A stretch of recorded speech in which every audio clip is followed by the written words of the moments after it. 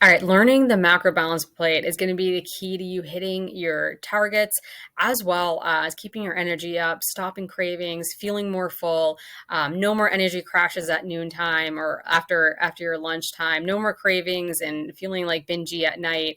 And you're going to feel your best, right? And you're going to sleep better. You're going to be able to, again, hit your numbers, which really matter when you want to lose fat or restore your metabolism or maintain your weight. So the key things with a macro balance plate is going to be creating it similar to this, right? It doesn't have to be perfect. If we were having tacos, it wouldn't look exactly like this, but we can just imagine it would be utilizing this same method. So if you're out to a restaurant, if you're out to a barbecue, if you're out to a crock pot party or something like that, this is how we're going to build our meals. Is going to be a quarter of your plate is going to be protein. So this could be a lean chicken breast. This could be steak. This could be maybe you're at a barbecue. This ends up being a burger, even though that's higher in fat, right? It could be whatever is available to you, right? So every day we're going to be building these macro balance plate. A quarter of your plate is going to be carbs. This is going to be starchy carbs. So this is going to be things like rice. This could be fruit. This could be potatoes. This could be bread. It could be a sandwich, right? And then half of your plate is going to be non-starchy carbs. And we talk about non-starchy carbs, think veggies, right? Green veggies, peppers, things like that, things that are going to be lighter. It could be a salad, a side salad, it could be broccoli, it could be spinach, whatever you have available to you, right?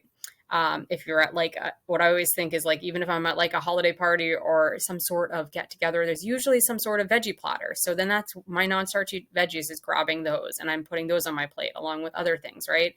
And some sprinkling of fats, right? A small amount of that, the fats about your thumbprint. If you're eating something like a burger, that's going to include some of your fats, right? But if you weren't, you had chicken breast, maybe it's guacamole or avocado. It could be peanut butter. It could be oil and butter, something like that on some sandwich. Could be mayo that's on there. And so why, again, do we want to keep these macro balance plate? One, it's going to keep you full longer. You're going to feel more satisfied. So if you are in a fat loss phase, you're going to stay satisfied longer. You're not going to be getting that hangry. But even then, even when we're trying to maintain our weights, we want to stay full longer. We don't want to be starving every hour and have to eat every hour. Like that will lead to the snackiness, right?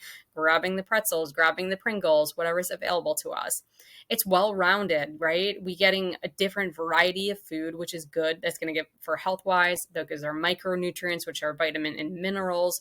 Are going to help with our blood sugar. We're going to feel better. And then it's going to be easy to manipulate. We're going to be able to manipulate, adjust things. If we have a balanced plate, we can bump up protein a little bit because we need more. We can reduce protein because we have too much. We can increase fats. All of those things are going to be key to managing the macro balanced plate. So when it comes to the macro balanced plate, the key things are to don't overcomplicate it. Don't be like, oh my God, I can't fit, like, I only have this amount of veggies in here. I can't build this plate and go into panic mode. No, just do your best. Remember that. If you're like, I do not want to do veggies for breakfast, no worries. Like bulk up on them for lunch and dinner or for snacks too. Don't, again, overcomplicate it.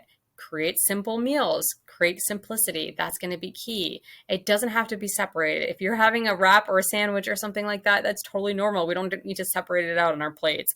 Tacos, those are another like favorite family meal of mine. Don't worry about it.